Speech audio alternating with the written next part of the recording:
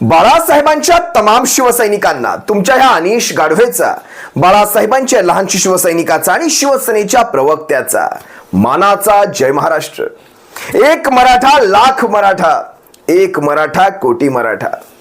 मराठा बांधवांनो, 400-450 वर्षांनंतर, तमाम शिवसैनिकांनो, 400-450 वर्षांनंतर हाच मराठ्यांच्या दुहीचा इतिहास पुन्हा परत चालत येतोय. त्याच वेगाने येतोय. हाच दुहीचा इतिहास, हाच फुटीचा इतिहास. आज जवळपास 400-450 वर्ष झाली तरी देखील मराठ्यांचा हा दुहीचा शाप काही निघत नाही. तेव्हाही होता, आजही आहे, भविष्यात कित्येक पिढ्या नासवेल मला माहित नाही. पण आज तुम्ही पहा, अगदी तसंच्या तसं, यात किंचितही फरक नाही. इतिहासाची पुनरावृत्ती होते, तुमच्या समोर होते. मराठ्यांचं आंदोलन कमजोर करण्यासाठी कसे आतून सुरुंग फोडले गेले बघा. आतून मराठ्यांचे बुरुज उद्ध्वस्त करायचं काम केलं जाते. तो बारसकर असेल, स्वयंघोषित महाराज अजय बारसकर. त्या बारसकरामध्ये आणि त्या शाळीग्राममध्ये कोण, तो तुषार शाळीग्राम यांच्या आध्यात्मिक सेलचा प्रमुख. यांच्या चेहऱ्यांमध्ये मला विशेष फरक जाणवत नाही. बाबूराव असेल वाळेकर, आतलीच माणसं. ही माणसाशी एका रात्रीत पैदा होत नाही, ठरवून पैदा केली जातात. यांना ठरवून त्यांच्या समोर ते माईक दिले जातात. मीडिया अशी याच्या त्याच्या समोर बसत नसते. अनोळखी चेहऱ्यांसमोर मीडिया बसत नसते.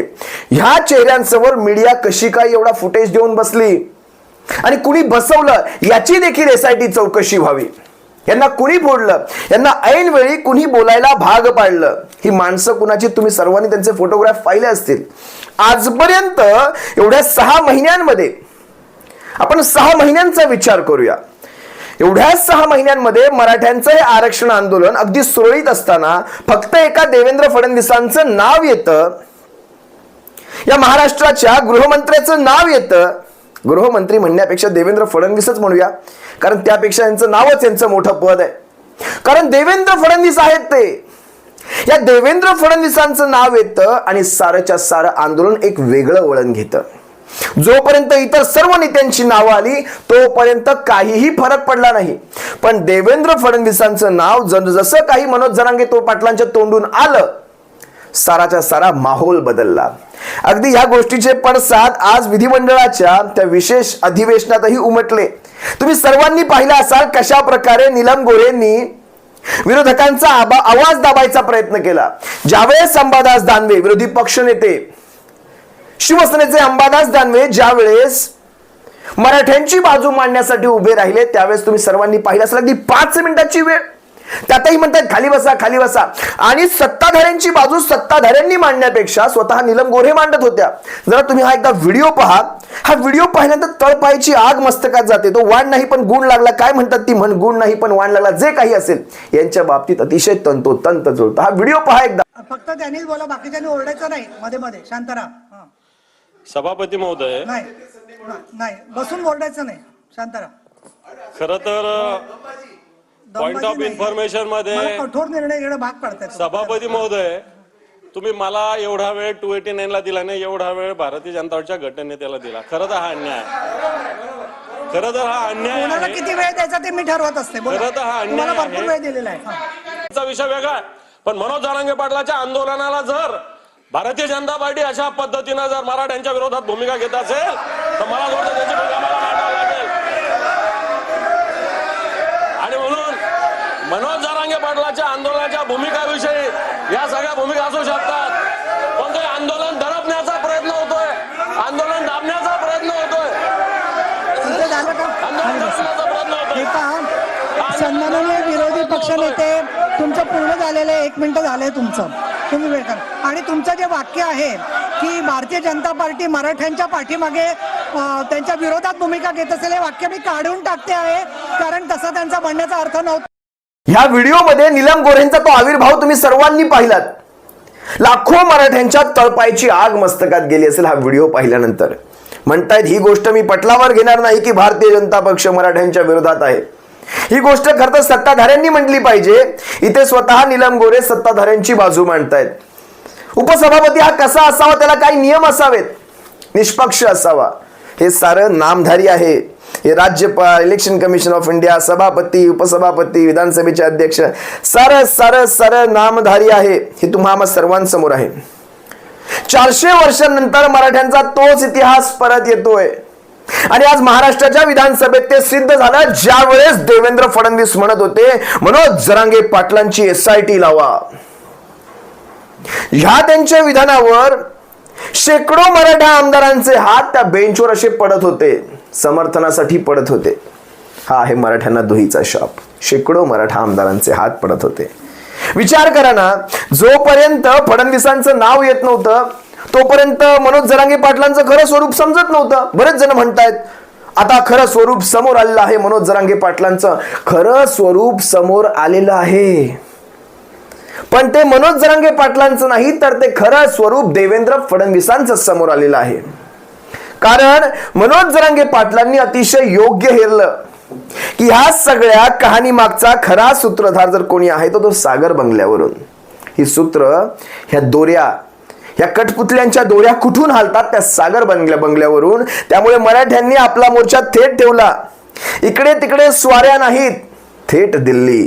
काय म्हणतात त्याला? सरळ हल्ला जर दिल्लीवर झाला तर त्याचे पडघम उभ्या देशात उमटतात. अगदी तसंच करायचं. इकडे तिकडे हल्ले करत बसायचेच नाहीत. मी शाब्दिक हल्ल्यांविषयी बोलतोय. इकडे तिकडे हल्ले करत बसायचेच नाही, थेट हल्ला योग्य दिशेने झाला पाहिजे. त्यामुळे थेट आरोप हा देवेंद्र फडणवीसांवरच झाला आणि योग्य गोष्टी सांगितल्या त्यांनी. तुम्हाला देवेंद्र फडणवीसांविषयी काही गोष्टी माहिती असायला हव्यात.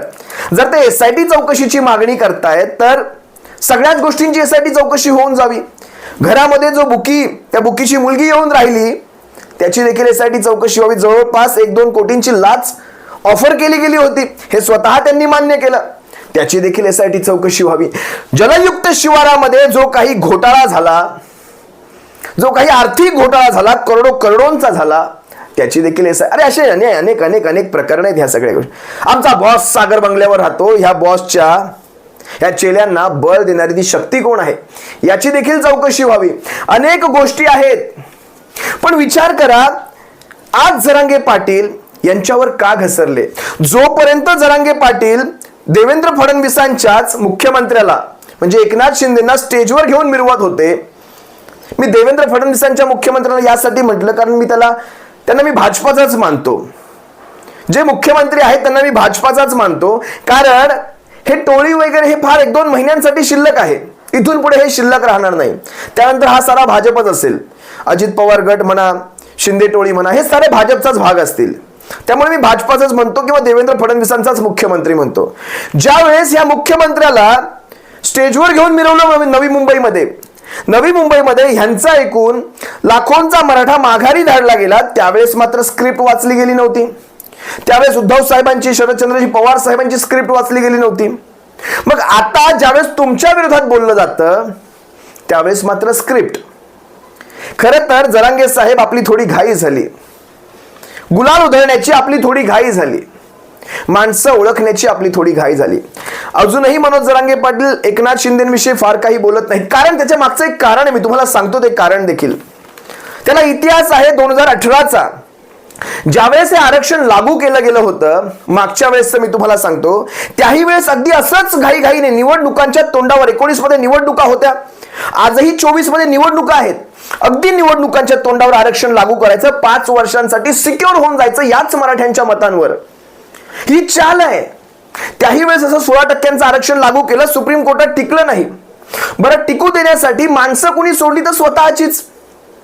कोण त्या मराठा आरक्षणाच्या विरोधात कुठला वकील, कुठल्या वकिलाची पत्नी उभी राहिली होती तुम्ही सर्वांनी पाहिलं ना. राज्य मागास वर्गाचा कुठला पॉझिटिव्ह अहवाल, ना कुठलाही मराठा मागास असल्याचा कुठलाही पुरावा, ना तशी आपत्कालीन परिस्थिती.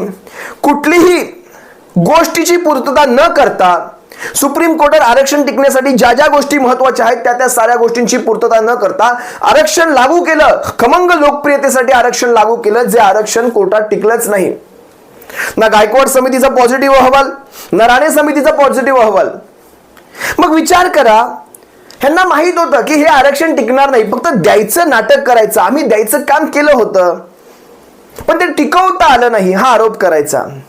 मला सांगा, एका दिवसात अशा अहवालांसाठी आयोग स्थापन करता येतात एका दिवसात, किंवा आयोग स्थापन केल्यानंतर सर्वे करण्यासाठी एका दिवसात सर्वे होतात. तिथे कोर्टामध्ये ज्यावेळेस हे पुरावे मागितले गेले त्यावेळेस तुम्ही पुराव्यांची पूर्तता केली होती का? मग जे कुठलं सरकार असेल त्यांना त्या पुराव्याची पूर्तता एका दिवसात करता येईल का?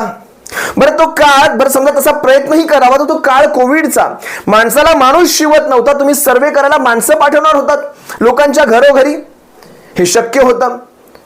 मग हे असे आरोप करायचे आणि सांगायचं मागच्या सरकारने टिकवणे. अगदी तसंच याही वेळेस ते झालं. 10% आरक्षण लागू केलं. ना सरसकटची मागणी मान्य झाली, ना सगळे सोयऱ्यांची मागणी मान्य झाली.